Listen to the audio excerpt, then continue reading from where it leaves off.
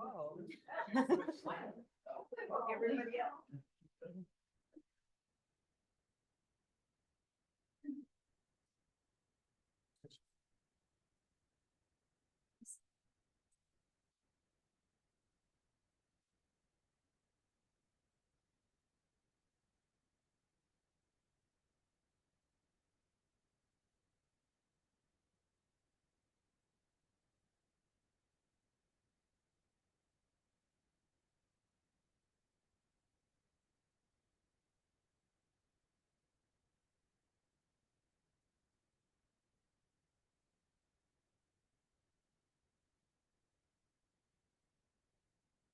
Let's get going then.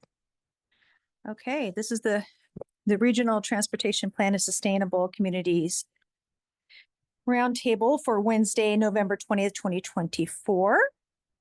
And if you wish to address the committee during the public comment portion of the agenda, click on the reactions at the bottom center of your PC screen. Select the hand icon, click the icon to raise your hand. Your digital hand will now be raised. Those addressing the committee must state their first and last name and agency for the record. Please turn on your microphone before speaking, and to facilitate electronic access, no person shall speak until recognized by the chair. And Denise, can we do a roll call, please? Okay, City of Clovis, City of Coalinga, City of Firebaugh, City of Fowler, City of Fresno, City of Huron, City of Kerman, City of Kingsburg, City of Mendota, City of Orange Cove, City of Parlier, City of Reedley, City of San Joaquin, City of Sanger, City of Selma, County of Fresno,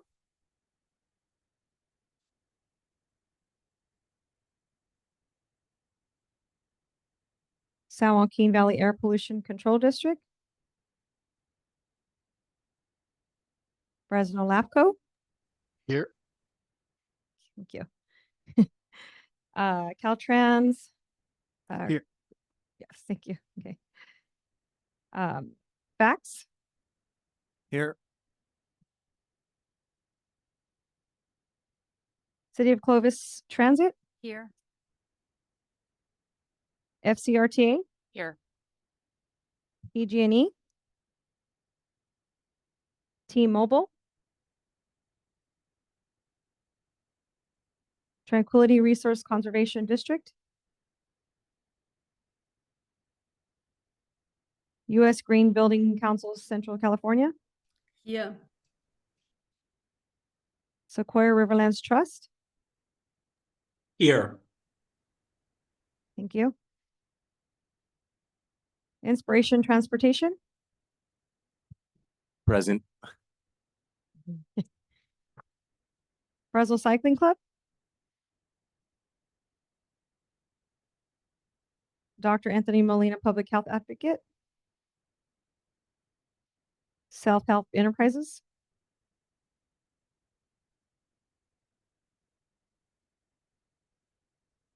Fresno County Economic Development Corporation.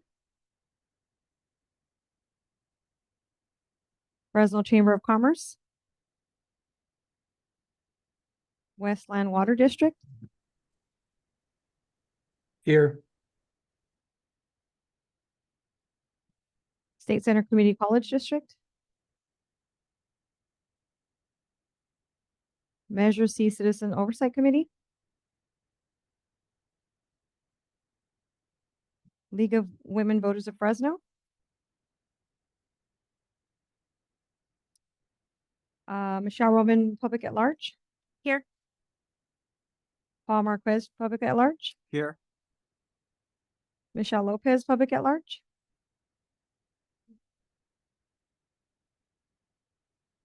Okay, and I will just also note that Michael Osborne, are you just attended on Zoom? City of, City of Mendota, yes. thank you. No, thank you. And please note, Mayor Beltran for City of Parlier, representing City of Parlier. And Matthew. Okay, okay. Okay, thank you. Great, thank you. Okay, next up is new information. Discussion items is to approve the minutes of the meeting for the October 23rd, 2024. This is an action item. Is there any comments from members on this item? Any public comment? So I'll be open for a motion to approve the minutes. Tina Sumner, I'll move to approve the minutes. Great, thank you. Do I have a second? I'll second that. Second by Matthew Matthew. Okay. And all in favor say aye. Any opposed? All right. Thank you very much. Moving on to item B, the SCS strategies and initial preliminary scenarios. Is that Paul? Thank you, Chair, and good afternoon, members of the Roundtable. I'll be speaking with you today about our SCS strategies and our initial preliminary scenarios for the SCS process. Earlier this week, we held our first meeting of our SCS subcommittee that will be advising the Roundtable on the development of the SCS scenarios over the course of the next several months. But initially, I wanted to present the same information to the Roundtable as I presented Monday to the subcommittee, so you're aware of the progress that's being made throughout the process. So we'll start first with the SCS strategies. And the SCS strategies will include the implementation of land use and transportation strategies that aim to primarily reduce greenhouse gas emissions and encourage other benefits that advance equity and sustainability throughout the region. These strategies help form the basis of how the SCS scenarios will be developed over the coming months. So let's first start with our land use strategies in the SCS process. Many of these were taken from the last round, the 2022 SCS, and through the SCS subcommittee, they will be revised and either new strategies will be formed through deliberation of that subcommittee or modification to the existing strategies will occur. So to start off with, there's a desire within the community to limit the growth footprint of the urbanized area, to support efficient land uses and livable communities, encourage equitable redevelopment of existing land uses, provide a range of housing options across all income levels, and to conserve agricultural and resource land. On the transportation side, we have several strategies that were implemented in the last round of the RTP SCS that we're moving forward. Maintaining existing streets and roads, improving bike and pedestrian infrastructure, improving roadway safety for all users, improving transit and shared mobility options, encouraging innovation and modernization of our infrastructure in the county, improving traffic safety, improvements to intermodal mobility, accessibility, and connectivity, also improvements to transportation equity, decreasing of congestion, and enhancing operational efficiency through transportation demand management strategies, TDM strategies. And then finally, the other co-benefits of this process, encouraging mode shift away from single occupancy vehicles, increasing climate resiliency, improving air quality, supporting work from home and telecommute initiatives, and improving economic, environmental, and public health outcomes for those living in a disadvantaged community. So sorry about the amount of information on this graphic. I can provide a printout, and this was essentially a graph that was from our 2022 RTP, and this is just to illustrate how we form scenarios. So what you're looking at here is it's a revenue projection of the preferred scenario that was selected in the 2022 RTP SCS.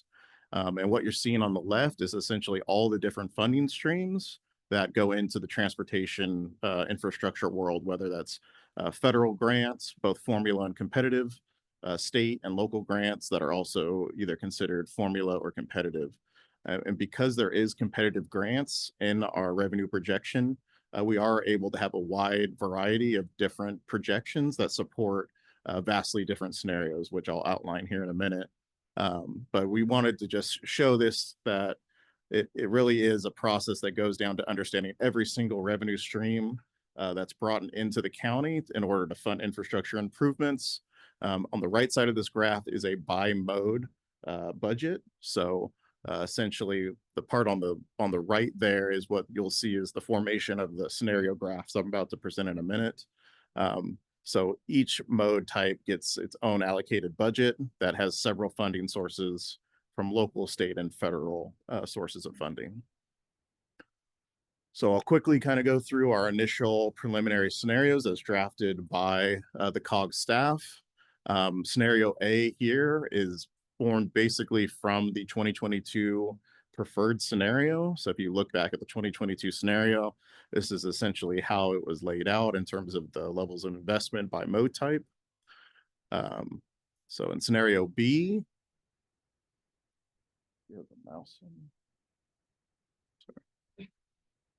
so scenario B is a slight modification to scenario A, but essentially funds road maintenance and operations to the highest level across all scenarios at 2.6 billion, and a slight decrease in the road capacity increasing category, while transit and active transportation are maintained at those levels.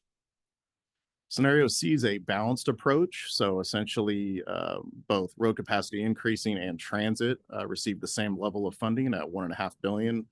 And this is over our 25-year time horizon from this year to 2049. So to give a sense of how much investment is occurring, this is 6.4 billion over 25 years.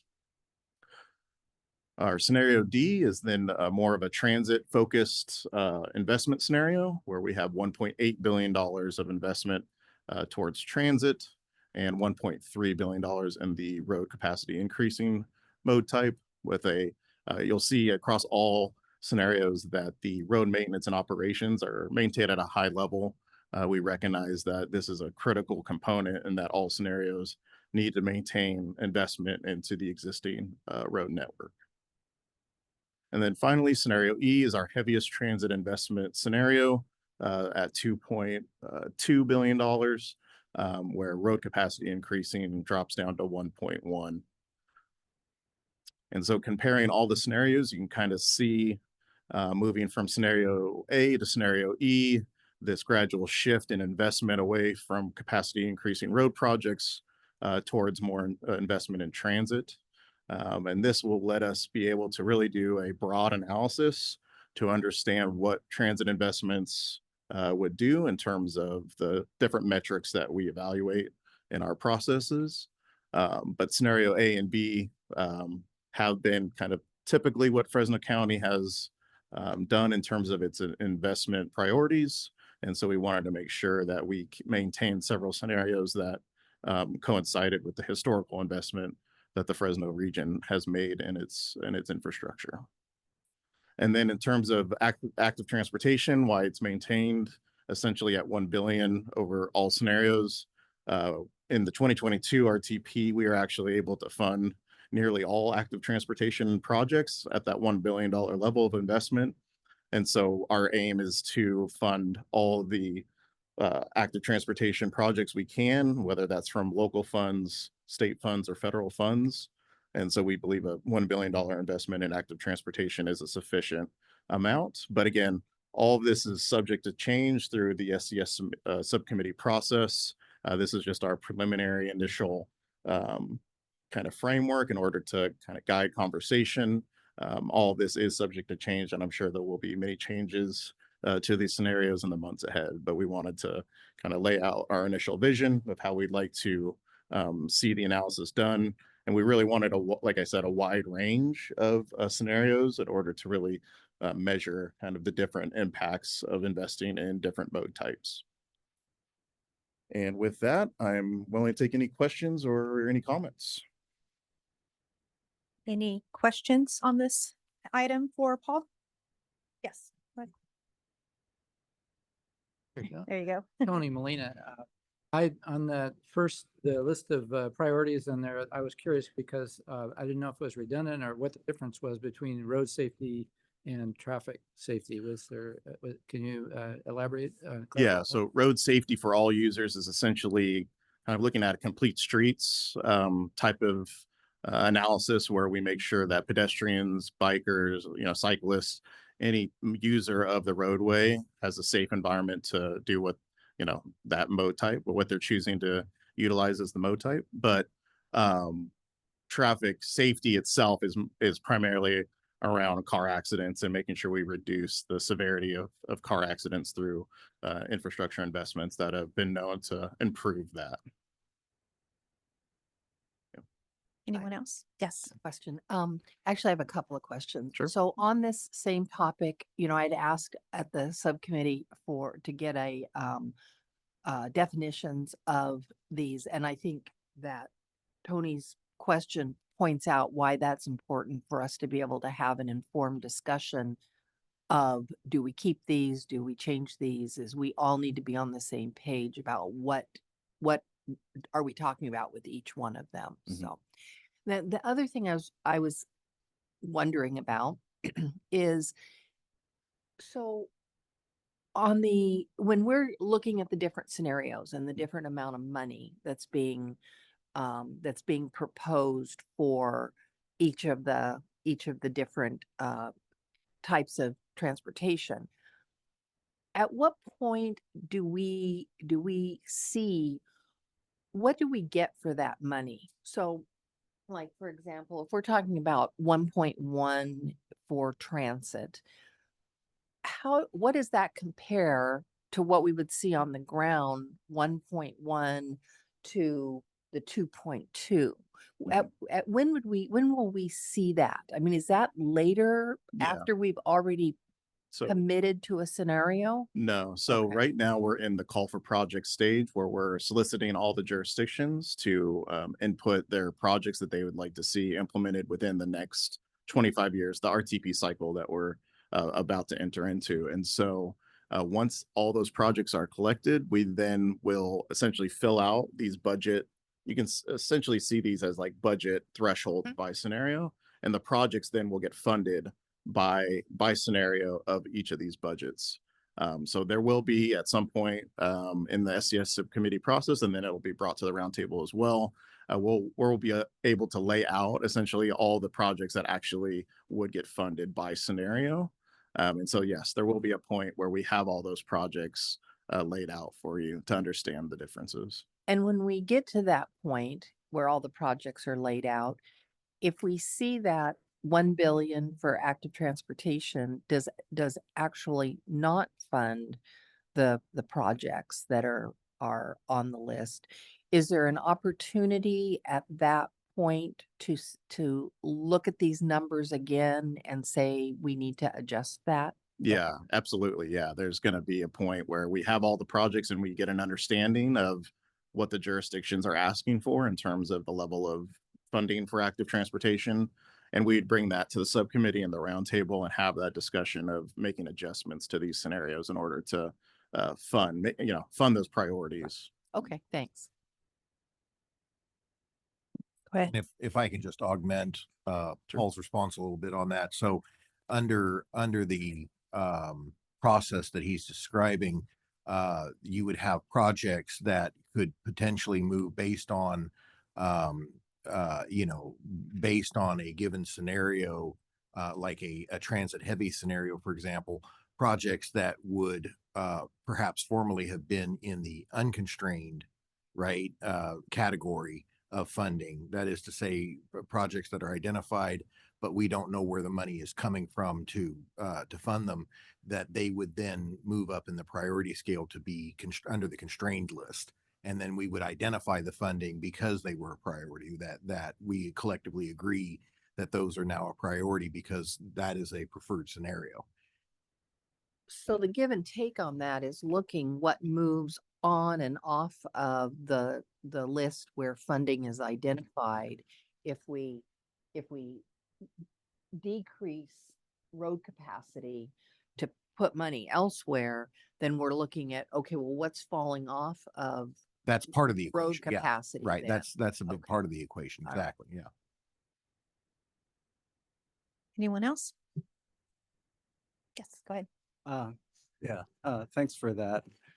Question I had is kind of a more holistic look at the whole thing, how the 2022 scenario was really kind of like the road capacity increasing scenario, even though, road maintenance is a big part of things. Concern there is that, the terminology road capacity and with the competing goals of reducing GHG and VMT, that could be, counterproductive for how we approach, going after our investments. It's not to say that's really needed, but, perhaps there's a way to term that like maybe a street and road completion type thing where even though it's capacity, there's other facets of the project that could be more balanced and be more acceptable to the state and, Yeah, federal type so, criteria. So for example, to call it perhaps refer to it as capital investment or something along those lines. Is that what you're thinking? Something to that effect, but I think, at the same time when the state looks at it and they go through their evaluation, or even the federal government, whether their emphasis are, if we're looking at climate type goals, and they look at road capacity, they're gonna say, well, how's that gonna be mitigated? That type of thing. So I think maybe a kind of a careful look on how we term that would be, would be something that we should look into. And also, understanding that that's a lot of regions, including our regions, how we look at capacity. I feel a little bit more comfortable really for qualifying more for federal and state grants for a more balanced type approach to how we're looking at things. But again, that all depends on the types of projects that the agencies submit and, as we go forward towards that. Yeah, I mean, we can certainly talk about reterming that, renaming that category. Yeah, I mean, there are some projects within the capacity increasing category that are interchange improvements for safety, right? So there is your point is well taken, that there is some kind of designation where we call it this because there is a broad range of projects that would technically be capacity increasing within that mode type. But it does cover other projects, like freeway interchange improvements for safety purposes and other things. So we can go back to the table and think on that for sure. Yeah, where the intention is not solely to increase, there may be a byproduct of increasing capacity, but that's not the intention of it, is to increase capacity. Adding an auxiliary lane is not considered capacity increasing, although it has the effect of increasing capacity. It's not done to increase capacity, right? It's considered a safety, for example, on an off ramp, for example, it may be a safety related improvement. So that would be one example where that's not the intention, but it is a byproduct of the project. So yeah, we can look at that again. So we have somebody online that has their hand raised. Yeah, hi, thank you. Laura Gromes with the USGBC. I'm questioning if keeping the funding for bike and ped projects at the same level in all scenarios is really a wise decision. We are seeing growing awareness for bike and ped transportation needs. We know that our infrastructure is still subpar to many places in the world and the state. There's a lot of planning going on in the bike and pedestrian world. I think that needs to be analyzed a little bit more if all these projects that are in the planning, and ideally we don't want to see those projects just stay in the plans, but we actually want them developed, right? all of our ATP plans. I think if we look at the past ATP plans, we see that a lot of the projects are not developed. So I think it probably would be safe to assume that there is increased need for bike and pedestrian projects to really restructure our communities in a way to be inclusive for all. And I really would encourage you guys to look a little bit deeper into this, because maybe you have like stable funding, what comes to you right now, but I think in the planning stages are many more projects that would demand more funding than currently is given out. So thank you. Thank you. Anybody else? Just Go ahead, Benny. a follow-up to Laura's point about that. Yeah, it would seem to make sense, though, if you did have increased transit emphasis, that some accommodation in terms of the supporting, bike and ped infrastructure would kind of make sense to, coordinate with that scenario. So maybe some consideration of that idea. Thank you. Okay, and nothing else? So this was this is an action item. Oh, I'm sorry. Informational. Okay, I'm sorry. I had it here. Okay. All right. So any other comments, and we'll any public comment? Yes, come on up. Just state your name for the record and your affiliation. Thank you. Hi, good afternoon. Nicola Steelnack with Leadership Council for Justice and Accountability. I'm curious about some of the projects that might fit into more than one category, and kind of where those would be placed. Like if you turned an existing road into like a complete street project, that could be bike and pedestrian or road maintenance. So I'm curious how those decisions get made. Thanks. Yeah, typically those fall under the road maintenance and operations. So it's the operational aspect of that category that a complete streets project would fit into.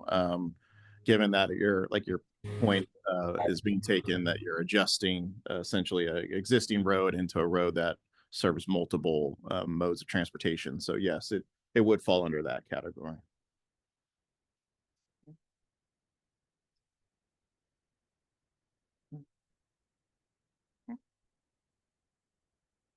Okay. All right. Any other public comment?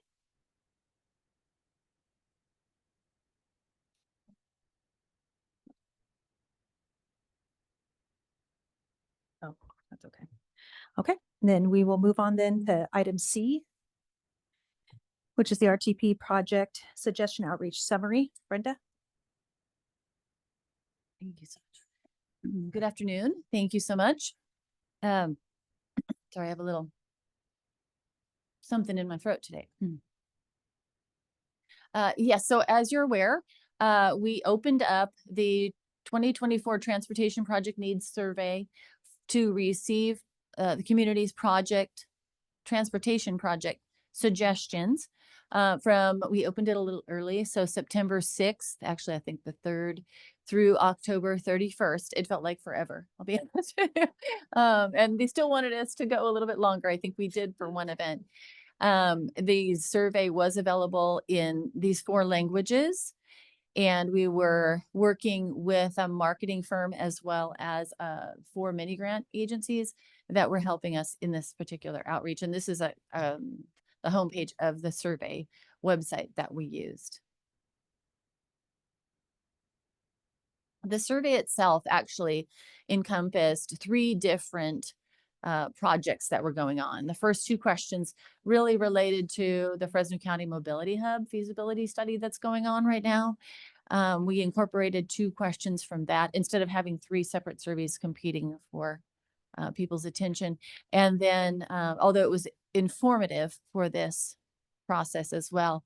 And then the Fresno County Climate Resiliency, it's actually study. I think I got those backwards, were questions 3 through 6. And in question 6, we asked them if they knew of any areas within the last 10 years that were really subject to climate hazards, such as wildfire, flooding, landslides, and extreme heat.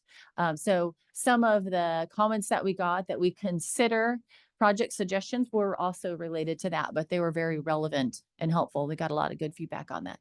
And then the RTP update project suggestion submittal was really just one question. So just wanted to let you know that it was informative for more than one thing. The outreach conducted by COG, these are all the different things we did to try to get people engaged. We had it on 3 different websites. We had it on 4 different social media. Well, actually, it was 4 different social media sites and ran 10 posts on each site. We had e-blasts that went out to our full database and then emails out to others.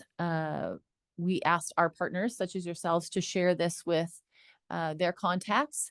And then we had paid media through the Fresno Bee, and that most of these were electronic or online through the Fresno Bee. A takeover is when you open up, let's say, the Fresno Bee page, and all of the advertising space is taken up by your issue, your element, your ad. And they ran that in Fresno Bee, Vida in El Valle, Per West newspapers, 3 different ones, and a publication called the Fresno Flyer that had actually applied for a mini grant.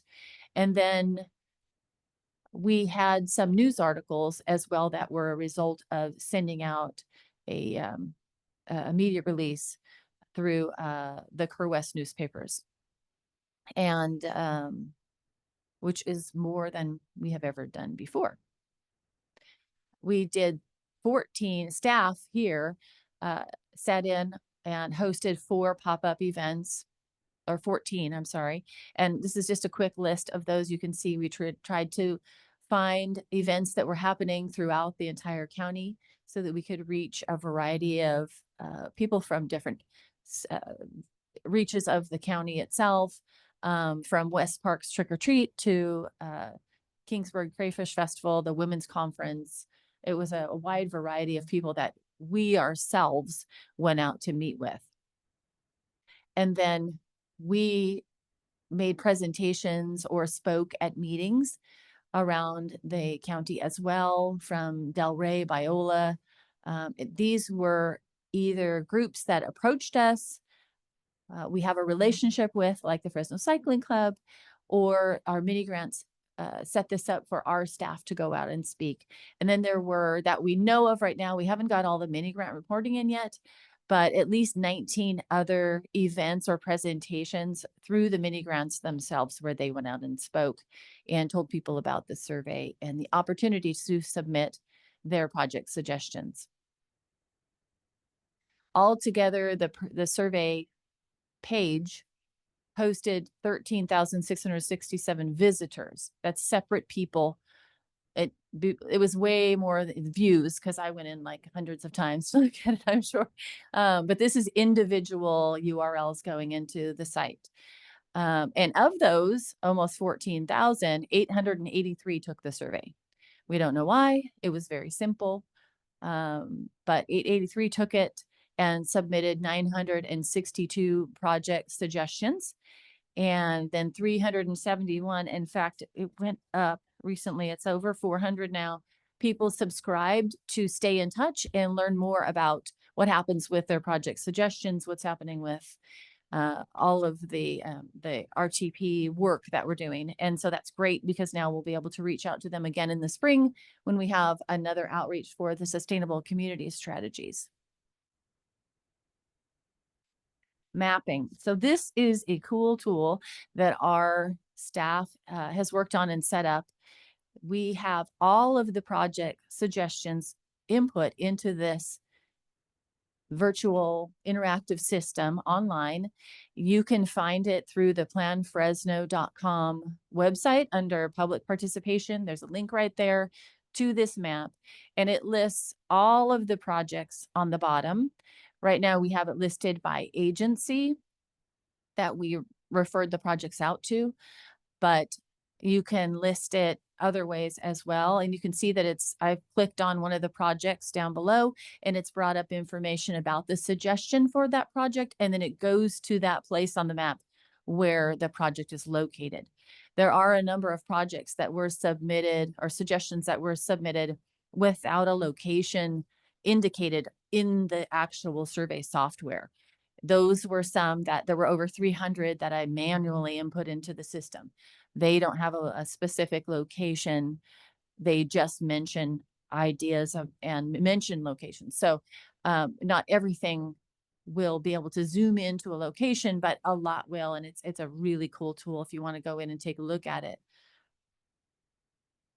You can search projects by local agency. So the first drop down, you'll see like for facts, you could search by facts, FCRTA, City of Clovis, City of Huron, Caltrans, or you can search by project type. So this one on the left is, I think it's all the bikeway projects bus stop or schedule. So transit projects that were indicated. And you can't see all the little dots around the whole valley, but there are little dots outside of the FCMA.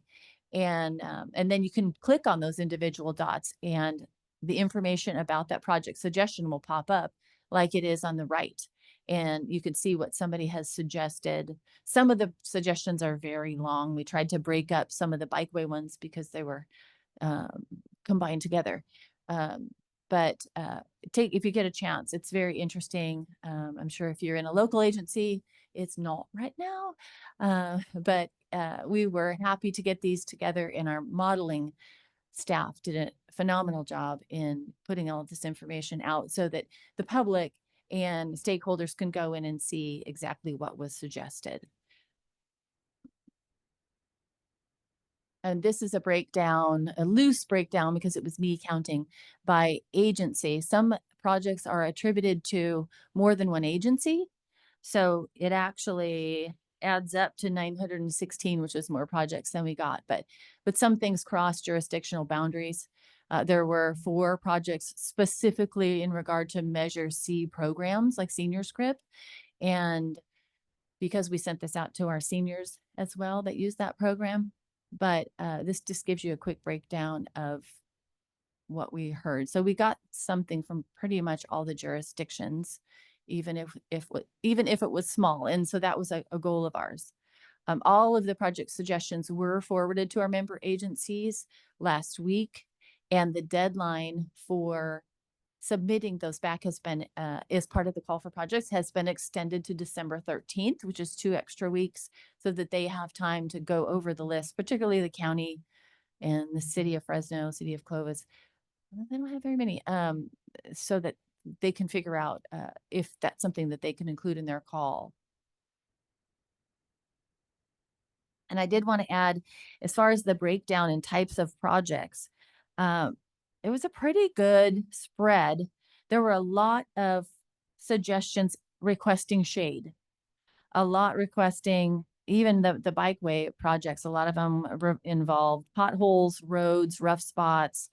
A lot of people, of course, asking for potholes and things to be improved. A lot of walkable sidewalk, bikes, safety, lighting. So it was good to see a lot of very practical responses that hopefully will be helpful to our jurisdictions, because I know they can't be out there on every mode of transportation with every experience. So there were people who said, I can't see this sign that I'm trying to see when making a left here. If they could just move it up 5 feet. So hopefully even those kinds of things can be, even though they're not regional, they can be really helpful for our local agencies to increase safety. But there was a wide variety of different types of projects. There were, smart tech and clean air vehicle projects. There was about 10 of those, and a pretty good even spread between street and roads and transit as well, and sidewalk or walkway. So, and again, if you're interested, take a look at that list, which is available on planfresno.com. In front of you, there is the demographics that resulted from the survey. What we try to do is measure our success by not only did we get a wide variety of responses, but did we hear from a representative sample of our Fresno County population? And so this gives you a very specific layout by percentage of the age, location. They did give their zip code. So there's a breakdown by zip code if they provided that. Their ethnic breakdown, gender, and combined annual total household income.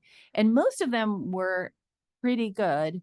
A little lower on the male. It was, let me just tell you, at an event, most of the men handed it to their wives because they, yes, we want to get that car for our son. So here, honey, would you fill this out?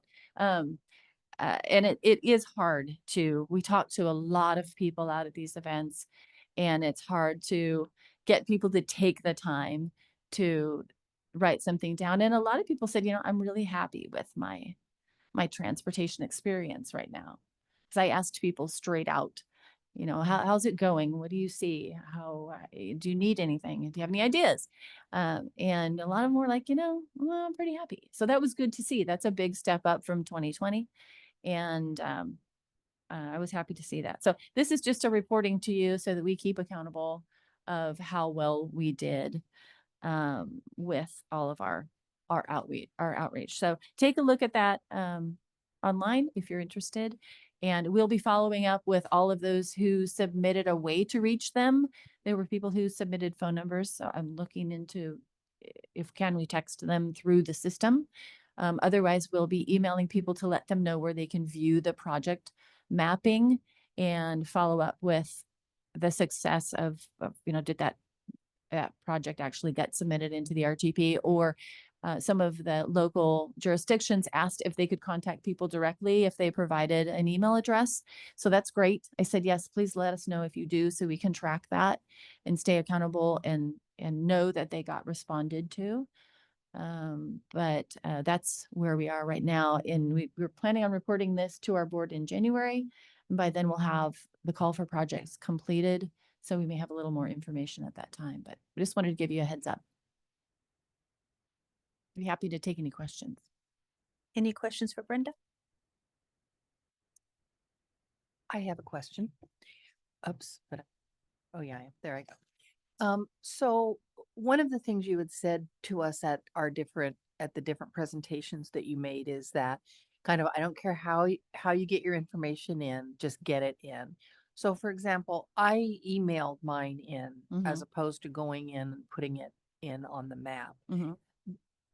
Do those kinds of submittals make it onto the map? So, okay. Yes. Great.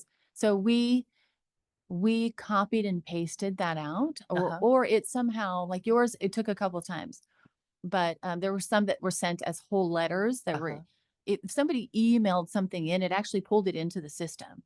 We just needed to connect the two systems to talk. And so, yes, it's in there. And then our modelers went through and broke down all of your projects. Great. As separate projects. Okay. Thank you. Any other questions? Hi, this is, sorry. Can I go ahead? Yeah, go ahead. Hi, this is Victoria with California Rural Legal Assistant. Brenda, can you please repeat the site that you mentioned where we can find the information? Yes. Hi, Victoria. Yes, it's at planfresno.com, and it's under the public participation box or drop down. You can find it a couple different ways off the homepage. Got it. Thank you.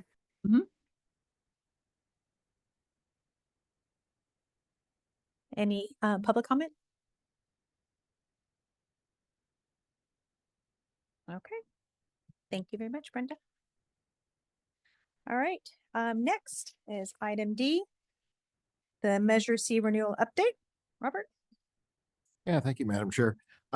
This item pertains, as it's written, pertains specifically to what we're right now calling the Measure C Renewal Committee. But if you'll indulge me for a moment, I'd like to update you on the entire Measure C renewal process, because there's actually been quite a few developments that I'm not sure everybody is aware of, and would like to bring you up to speed, including the specific item that's being discussed here in the agenda report.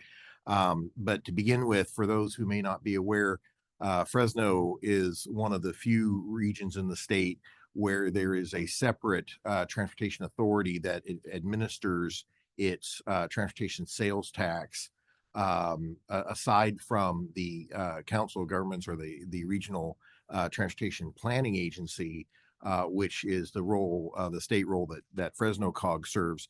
And so we work very closely in tandem with the Fresno County Transportation Authority, FCTA, in developing the expenditure plan. And then we also administer several of the Measure C programs on behalf of FCTA, including the New Tech program, the Transit-Oriented Development. Brenda mentioned Senior Script, the Carpool Van Pool Rideshare program, and the Ag Van Pool program are all administered through this office. And so it is in that spirit that as we began to embark on consideration of the 2026 renewal effort, FCTA approached Fresno COG about the potential for taking on the lead role in that renewal process, because the enabling legislation that allowed for Measure C way back in the 1980s specified that Fresno COG, as the planning agency, would be the lead in developing the expenditure plan. And so in 2022, as some of you may recall, that effort was led by FCTA. So this time, one of the big differences is FCTA is asking Fresno, or has asked Fresno COG, to lead that expenditure plan development effort. So we began back in July in seeking permission from our board to do that. That permission was granted. It was then followed closely, I think, in October by the FCTA board seeking that same approval to basically shift the role from the way we had it in 2022.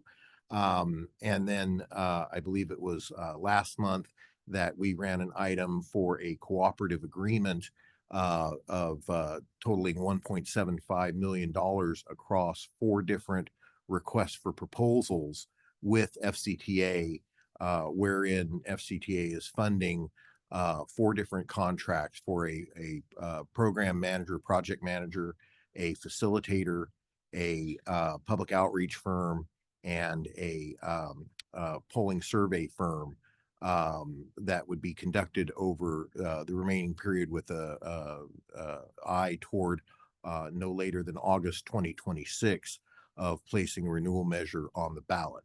So those requests for proposals developed, again, very closely in tandem with FCTA, but released early this month and are due out early are due back, early December. I think it's December 4th is the deadline, with an intention to focus initially on the facilitator and with the project manager and the outreach for what we envision to be as many as 40 community meetings and workshops to solicit public input on the measure following immediately after that, or at least the process beginning again with an eye toward having all of that work completed. We think we'll need that by about January of 2026. And so that leads us to the item that is in front of you right now, which is the renewal committee, complimentary renewal committee for the public input. We are in the process right now of seeking, very much in the same vein as the RTP Roundtable, seeking interested parties for a renewal committee, which right now is envisioned as a big tent approach committee that could later, under the guidance of what we hope will be a very strong facilitator, could break out into one or more subcommittees, perhaps by mode. We're not entirely clear how that's going to work, but we believe that that'll be handled again, decided by the subcommittee or the committee itself. And we are seeking expressions of interest from individuals who have affiliations with different organizations. Some of the representation that we anticipate include, of course, all 16 jurisdictions within the county, active transportation interests, ADA senior representation, agriculture, aviation, building and development, business, Caltrans, community-based organizations, construction, education, emergency services and public safety, environmental organizations and interests, trucking industry, health and welfare interests, organized labor, political advocates, transit, and of course, the public. And so we expect again a pretty big tent, somewhere in the vicinity of 35 to 45 seats at the table, which again could we anticipate could be broken down into one or more subcommittees. And so that proposal for the subcommittee will also be going to FCTA, and I believe it's in December that FCTA will be hopefully ratifying the 1.75 million as well. And so that's where we sit today, and I'm happy to answer any questions you may have. Any questions for Robert? Sorry, I have another question. So what do you see the role of this big tent committee being? And I ask because, last time we kind of had two committees, a technical committee and then the executive committee. And there were clear roles, of what those committees were doing as we worked our way through the process. With this one big committee, how do you see that working as far as the work that needs to get done in order to go forward to the election? So the difference that we expect this time is number one, the committee will have what we anticipate to be a very strong facilitator from day one, right? And who will have input on the committee appointments. Like I said, we do have letters or forms right now, applications very similar. Yeah, we have copies available right now for those who wish to express interest. Again, very similar to the way the Roundtable was formed. And so the difference, the main difference is that we could wind up with that arrangement again, but it's going to be organic. It would not be prescribed. That would be the committee's decision as to whether it would break down that way. Otherwise, the vision is that the committee is considering the public input that is coming in from the workshops, along with reports from the staff about our understanding of the needs and the based on previous information like the RTP surveys that you're getting now, we have a very good idea already what the public's interests are in terms of its principles about where our transportation network should be headed in the next 25, 30 years. So we don't necessarily see a need to repeat those questions in surveying, which is another major difference. We don't anticipate doing surveying immediately at the very beginning of this process. And that has been a suggestion that came to us from multiple partners who encouraged us not to kind of kill the conversation. Essentially, we don't want to prematurely stunt conversation by saying, well, we have statistically valid data that shows this, right? So that will happen at some point. We are going to get our head around what do likely voters have to say about this, right? But it doesn't need to come. We can agree that it doesn't need to come at the beginning of the conversation. We want to hear what everybody has to say, not just likely voters. And so the intention is to go out in a good faith effort. And another big difference is that the public outreach approach will not be to take the existing measure, say like a pie chart of the existing measure and say, okay, this is what we have now. How would you tweak it? And instead go out with what amounts to a blank sheet of paper or a blank circle and say, okay, how should the pie be divided? You know, you show us what the pie should look like. And so we're effectively starting from scratch. Obviously the concern about that is we do only have so much time, but at the same time, we recognize this is how it needs to be. It has to happen this way. We have to take the time. We have to do it right.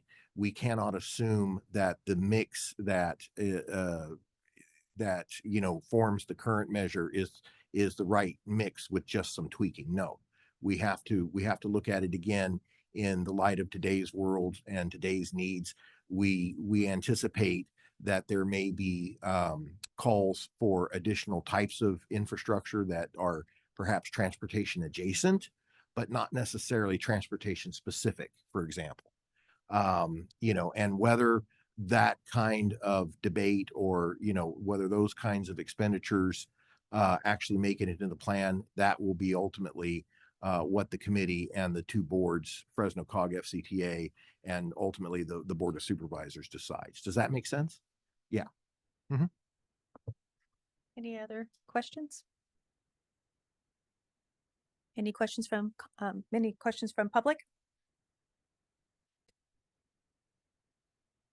Okay, Thank you. Thank you. all right.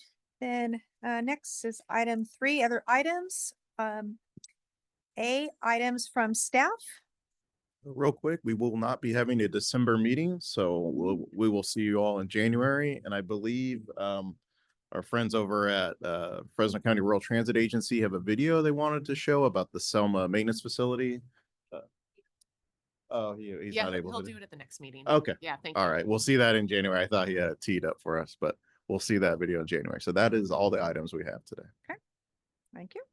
Items from members. I wanted to say happy Thanksgiving to everybody. Yes, happy Thanksgiving. Happy holidays, Merry Christmas, everything, since we're not going to see everybody in December as well. So Happy New Year, Happy New too, Year. right? And Everything. thank you for being here again. We do Yes. value so much your time and your commitment. Thank you. Anything else from members? All right, you guys. Well, thank you very, very much. So next up, public presentation. This portion of the meeting is reserved for persons wishing to address the roundtable and items within its jurisdiction, but not on the agenda. Is there anybody here for a public presentation? Okay, then we will adjourn. Thank you, everybody. Thank you.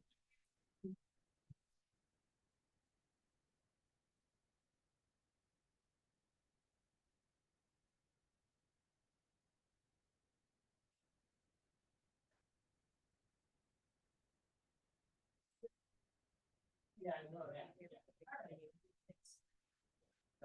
Yeah, my wife's.